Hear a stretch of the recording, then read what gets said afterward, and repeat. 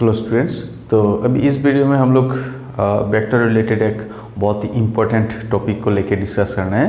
That is we are going to discuss about the products in vector. Okay, जैसे कि हम लोगों को पता है कि ऑर्डिनरी मल्टीप्लिकेशन में क्या होता है, जैसे कि मान लो दो नंबर है 3 and 4 and if you multiply them we will be getting 12. Okay, but this is not applicable in case of vectors because these are just numbers, or we can say these are scalar quantities. Okay, but since we have both magnitude and directions in case of vectors, so in that case this concept algebraic multiplications are not applicable in case of vectors, but in that case we will have some different kind of multiplications. Okay, so before starting the multiplication of vectors, actually we are supposed to discuss about relative vectors. But मुझे लगता है कि अगर normal classes शुरू होने के बाद वहाँ पे हम लोग रिलेटिव वेक्टर्स के बारे में डिस्कस करेंगे तो वो शायद ज़्यादा अच्छा रहेगा. That's why we will now discuss about the multiplication of vectors. Okay, so our heading is multiplication of vectors. Okay, so here we will find that actually there are two types of multiplications in vector. Okay, two types of multiplications, two types of multiplications. Okay, and these two types are, the first one is dot product, or it is also known as scalar product. Okay, scalar product.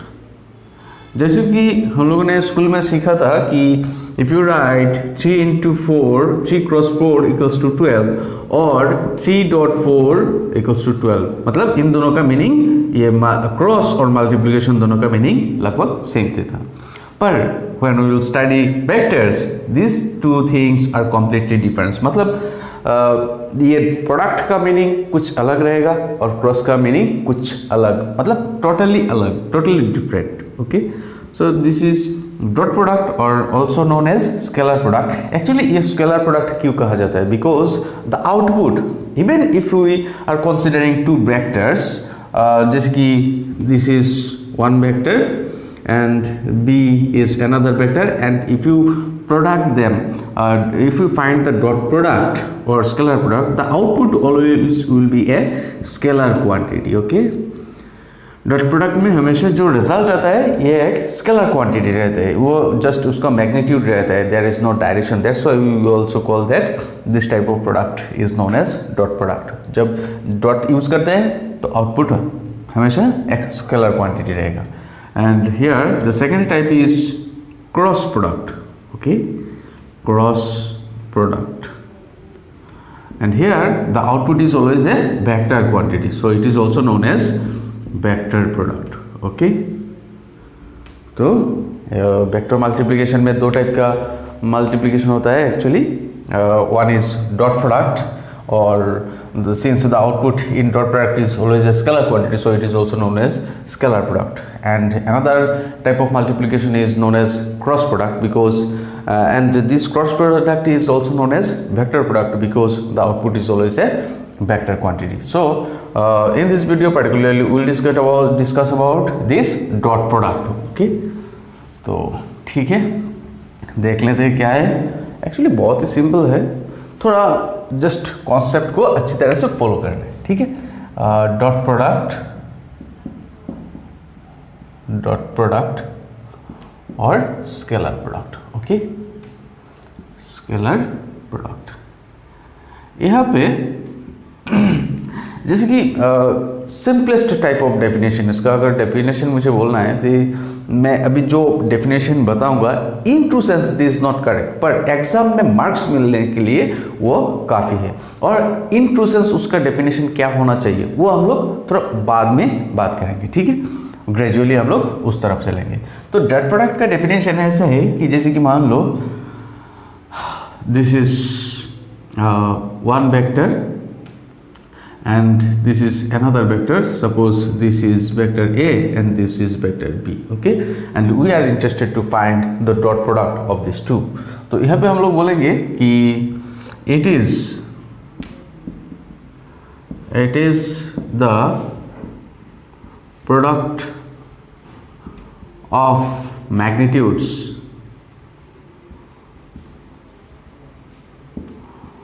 of the given vectors,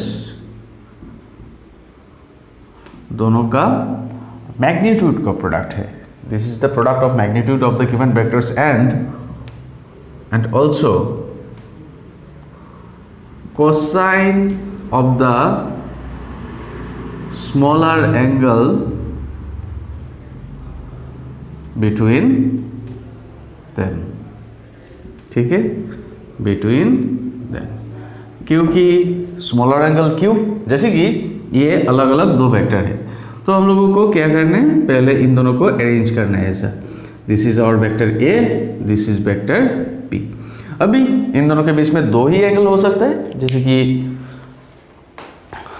कि ये एक angle है, this is angle, and there is another angle, ये external जो angle है. ठीक है, तो अभी हमें कौन सा एंगल कंसीडर करना चाहिए, the smaller angle between this two which is theta. Okay, तो अगर ये डेफिनेशन है कि it is the product of magnitude of this two vectors, तो मैग्नीट्यूड क्या है, that means mod A vector mod B vector, this are the magnitudes of A and B. So this is the product of magnitude of this two given vectors and cosine of the smaller angle between them, ये theta का. तो if A vector and B vector are the two given vectors and theta is the smaller angle between them, then the dot product A vector dot B vector. तो यहाँ पे dot देना है तो मतलब डॉट ही, cross देने से गलत हो जाएगा. A dot B equals to magnitude of A, magnitude of B, magnitude मतलब मोड के अंदर डाल देना है, and the cosine of the smaller angle between them, that is cos theta. तो जैसे कि this mod A is a scalar quantity, mod B is a scalar quantity, and this cos theta is also a scalar quantity. So as a whole we find that in the right side there is a scalar quantity. So output of dot product is always a scalar quantity. ठीक है, so एक mark मिलने के लिए ये definition काफ़ी है, exam में लिख लोगे बस मार्क्स मिल जाएगा. पर अभी हम लोग इंटरेस्टेड है थोड़ा डीप डिटेल में बात करने के लिए. ओके, तो इसका एक्चुअली लिटरल मीनिंग क्या है. जैसे कि इस इक्वेशन को मैं ऐसा भी लिख सकता हूँ, this is A B cos theta.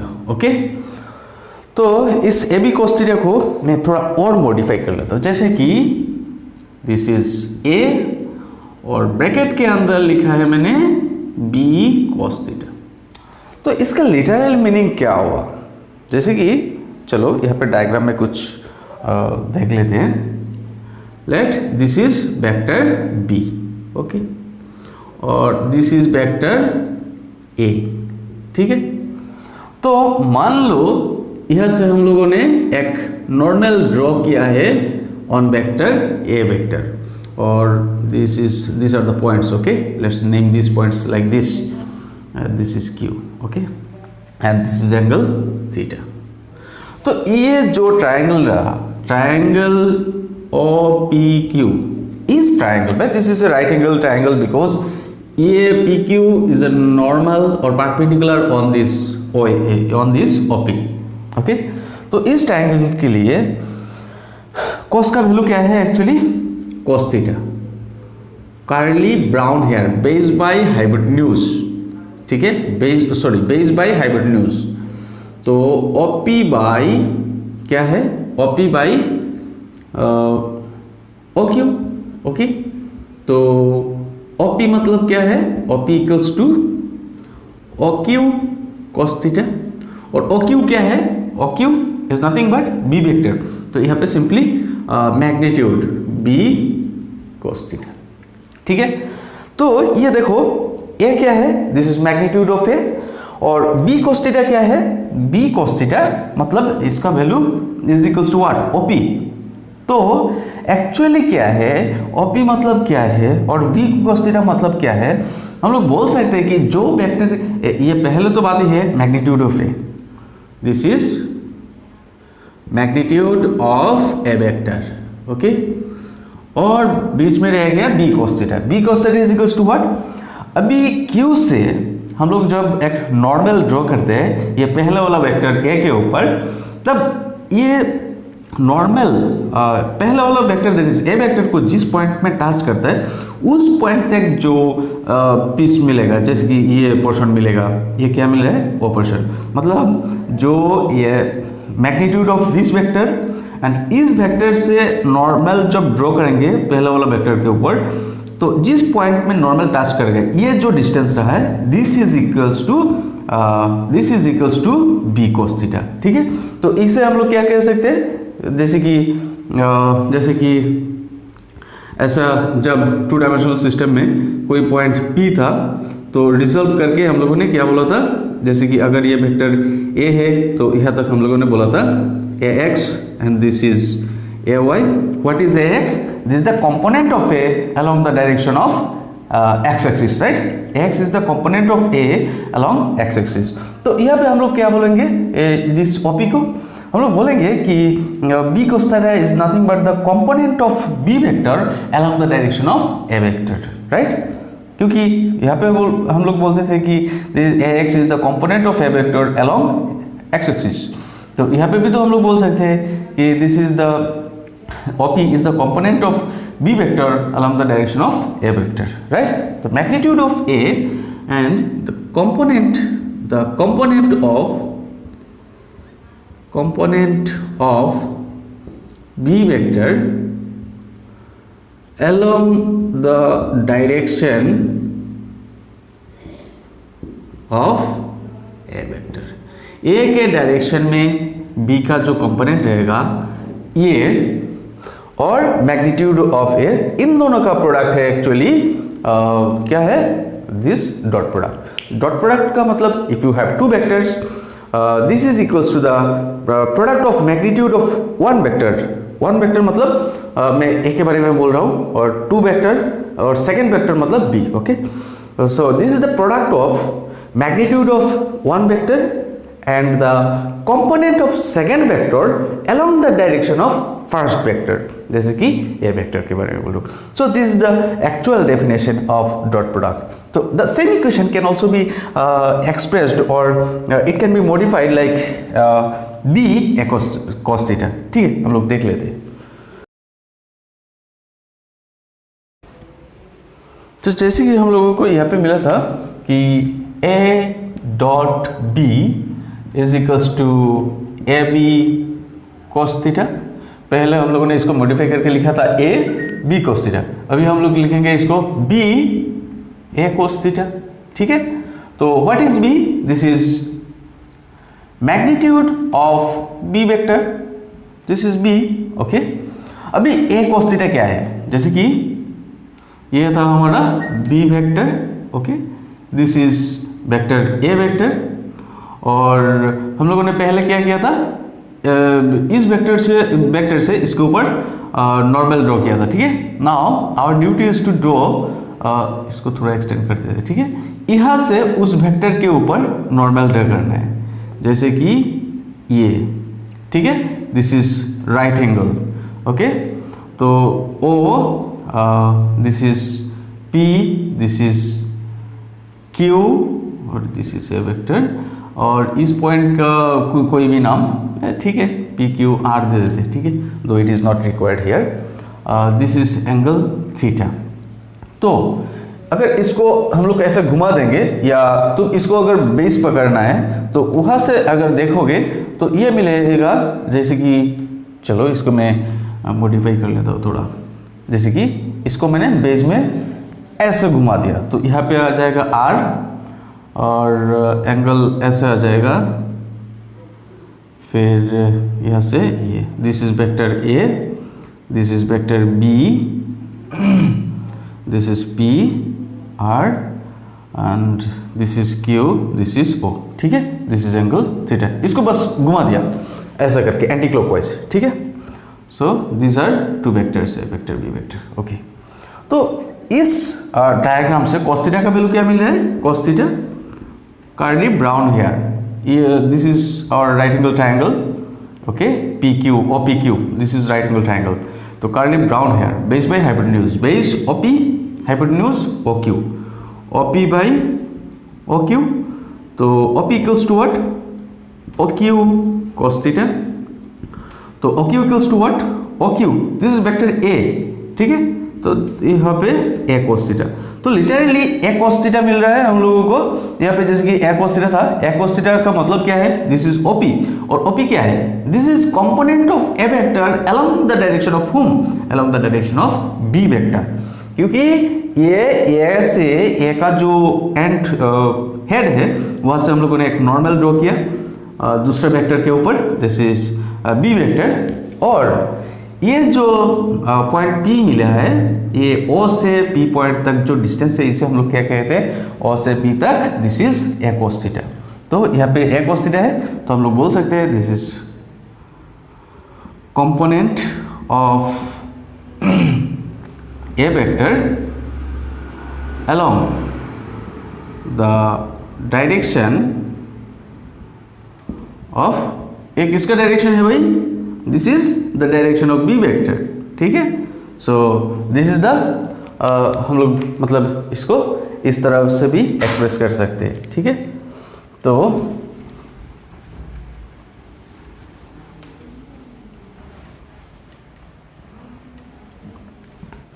तो जैसे हम लोगों को यहाँ पे मिला था magnitude of A into component of B vector along the direction of A, और यहाँ पे मिल रहा है magnitude of B and component of A along the direction of B. मतलब एक ही चीज को हम लोगों ने दो डिफरेंट इक्वेशंस में कन्वर्ट किया, फिर अलग अलग सा डेफिनेशन आया, ठीक है। That means what?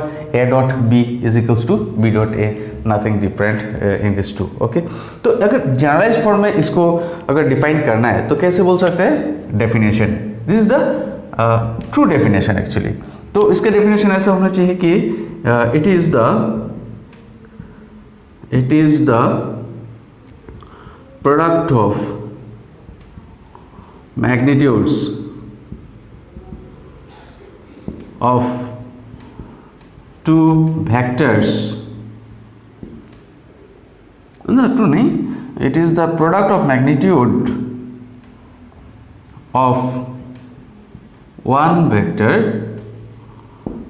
and the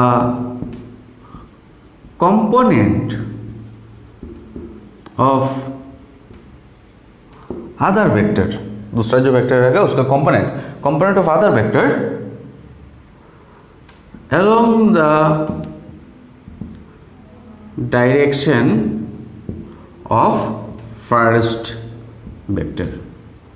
हम लोग बोलेंगे कि it is the product of magnitude of one vector and the component of other vector along the direction of first vector, ठीक है। और वहाँ पे कॉस के बारे में मेंशन करना जरूरी नहीं, क्योंकि जब हम लोगों ने कंपोनेंट बोला तो कंपोनेंट के अंदर ही ये कॉस कंपोनेंट भी आ गया, ठीक है। So this is the definition of dot product, ऐसे हम लोग डॉट प्रोडक्ट डिफाइन करते हैं। Now we will consider a few examples and we will try to find expression for them, okay. So example number 1, dot product of force and displacement, okay, displacement, ठीक है।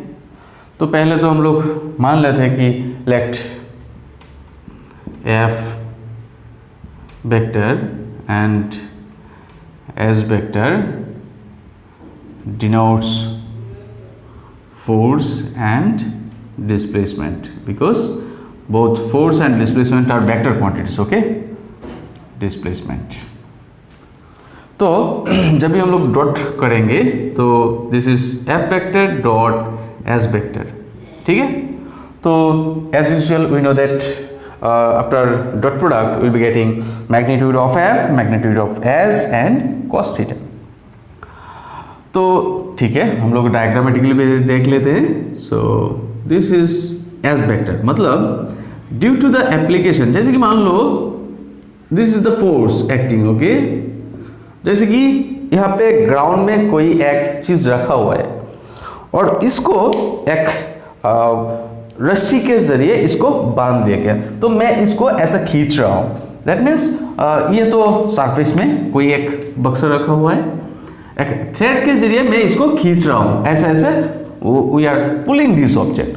तो in that case what happen, the object ये तो just vertically हवा में चलता, मतलब हवा से तो मेरे पास ये नहीं चला जाएगा ना, it will slide through the ground, ये ग्राउंड के जरिए ऐसे ऐसे करके मूव करता रहेगा, ठीक है। तो एक्चुअली क्या है, जैसे कि कोई भी वेक्टर, ये टू डायमेंशनल सिस्टम है, जैसे कि ये एक वेक्टर है, तो पहले हम लोगों ने ये कंसीडर किया था। अभी मान लो दिस इज फोर्स, ओके, और यहाँ पे भी जैसे कि ये फोर्स एक्ट कर रहा है, तो it will must make some angle with the horizontal, क्योंकि देखो ये प्रैक्टिकल लाइफ एक्सपीरियंस हम लोगों को सबको है कि जैसे कि किसी एक ऑब्जेक्ट, मान लो यहाँ पे एक ऑब्जेक्ट रखा हुआ है और कोई एक आदमी इसको इस डायरेक्शन में पुल कर रहा है, वो जैसे कि सरफेस जो है, सरफेस का हॉरिजॉन्टली सरफेस के साथ पैरेलल होकर इसको खींच रहा है, और कोई आदमी इसको ऐसे खींच रहा है कि ऊपर वर्टिकली अपवर्ड। मैं किसी एक ऑब्जेक्ट को अगर ऐसे नीचे रख के ऊपर से उसको खींचूं, या मैं नीचे बैठ के इसको खींचूं, तो ऐसा सिचुएशन, कौन सा सिचुएशन है जिसमें ये आसान हो जाएगा इसको डिस्प्लेस करना, इसको डिस्प्लेस करना आसान हो जाएगा ऐसा सिचुएशन में, क्योंकि इस कंडीशन में ऑब्जेक्ट डिस्प्लेस हो रहा है इस डायरेक्शन में और फोर्स भी एक्ट कर रहा है इसी डायरेक्शन में। तो इन दोनों के बीच में एंगल क्या है, जैसे कि in this case this is 0 और यहाँ पे कुछ एंगल बना हुआ है, तो ये एंगल जितना कम हो जाएगा, मतलब displacement and force when both will act along the same direction, then the work done will be maximum. जैसे कि मान लो दिस द हॉरिजॉन्टल, तो उसके साथ इसके एंगल है ये थीटा। तो जब इसको हम लोग रिजल्व करेंगे, इसको क्या लिख सकते हैं, fx, और इसको हम लोग क्या लिखते हैं, fy, ठीक है। तो यहाँ पे क्या होता है, जैसे कि ये जो फोर्स एक्ट कर रहा है तो उसका भी दो कंपोनेंट हो जाएगा, ठीक है। ये पूरा की पूरा force will not act horizontally, A part of this force will act horizontally. जैसे कि ये हम लोग F को रिजर्व करते हैं, ठीक है। तो F को रिजर्व करने के बाद यहाँ पे मिल रहा है this is F sine theta, ठीक है, this is F sine theta, और इस डायरेक्शन में कौन सा कंपोनेंट एक्ट करेगा, this is F cos theta. तो मतलब क्या है, अगर मैं 5 न्यूटन फोर्स डाल रहा हूं किसी एक ऑब्जेक्ट को खींचने के लिए, पूरा की पूरा 5 Newton force is not acting along the horizontal, rather A component of this force 5 Newton is acting horizontally, and this component will be responsible force for displacement of this object. ये जो जितना भी फोर्स मैं apply कर रहा हूं, पूरा की पूरा इस ऑब्जेक्ट को डिस्प्लेस करने के काम में यूटिलाइज नहीं किया जा रहा है, only a fraction of this applied force is acting along horizontally, और रिमेनिंग जो फोर्स है ये क्या है, वर्टिकली अपवर्ड जा रहा है, तो ऑब्जेक्ट को तो डिस्प्लेस करना है इस साइड में, तो जो फोर्स वर्टिकली अपवर्ड एक्ट कर रहा है वो बेकार का खराब हो रहा है, ठीक है। तो ये है actually the force which is acting vertically horizontally, this is responsible for displacement. तो फोर्स, पूरा फोर्स हॉरिजॉन्टली एक्ट नहीं कर रहा है, उसका सिर्फ एक पार्ट एक्ट कर रहा है horizontally, and this force is responsible for displacement of this object. तो जैसे कि हम लोगों को एक्सप्रेशन में पता है this is equals to Fs sine theta. तो ऐसा सिचुएशन में भले ही उसको S डिस्प्लेसमेंट का sine sorry this is F cos theta, ठीक है। तो S cos थीटा का यहाँ पे बोलना बेकार का है, तो हम लोग इससे बेहतर S और इसे हम लोग कहते हैं F cos थीटा, ठीक है। तो F cos थीटा क्यों, देखो this is force and this is क्या है, this is F cos theta, और यहाँ पे जो ये जो कंपोनेंट रहेगा this is F sin theta. तो कौन सा component responsible for displacement, this is F cos theta, ठीक है। तो इसलिए F cos थीटा लिखा। तो ये जो अभी फोर्स एक्ट कर रहा है, डिस्प्लेसमेंट भी हो रहा है, then will say that this is work is done. That means work तभी हम लोग कहते हैं कि जैसे कि मान लो ये बोर्ड लगा हुआ है वॉल में, तो मैं कितना भी इसको पुश कर लूँ, कितना भी फोर्स लगा लूँ, ये तो वॉल तो डिस्प्लेस में कर नहीं पाऊंगा, ठीक है। तो since the wall will not displace, मतलब due to the application, since we are applying certain amount of force, but wall का तो डिस्प्लेसमेंट हो नहीं रहा है, तो ये वर्क करने के लिए सिर्फ फोर्स का अप्लाई सफिशिएंट नहीं है। अगर इसको वर्क सही मीनिंग से लेना है तो उसका डिस्प्लेसमेंट भी जरूरी है। अगर यहाँ पे डिस्प्लेसमेंट नहीं हो रहा है that means no work is done. तो जैसे कि मैं कितना भी फोर्स लगा दूं, तो अगर ऑब्जेक्ट का डिस्प्लेसमेंट नहीं हो रहा है that means no work is done. पर यहाँ पे क्या हो रहा है, this force is acting horizontally and due to this force there is displacement s, so we'll say that this work is done. That's why s f cos theta this is equals to work, क्योंकि यहाँ पे force act कर रहा है और displacement भी हो रहा है, ठीक है। So this f dot s मतलब फोर्स इनटू डिस्प्लेसमेंट, इन दोनों का dot product will give you work done. Okay, so this is one example. इसके लिए यह सब नहीं चाहिए, बस तुम लोगों को एक्सप्लेन करने के लिए जो किया था, बस यहाँ तक सफिशिएंट है। अभी हम लोग दूसरा एक एग्जांपल कंसीडर कर लेते हैं। This is point 2। Okay, power is the rate of doing work, ठीक है। तो जैसे कि power is the rate of doing work, तो P equals to rate doing work dW by dt, the rate at which work is done, मतलब dW by dt, ठीक है। तो अभी हम लोगों ने देखा था कि work equals to what, this is F dot S, ठीक है। तो हम लोग W की जगह पे ये F डॉट S को रिप्लेस कर लेते हैं, F डॉट S।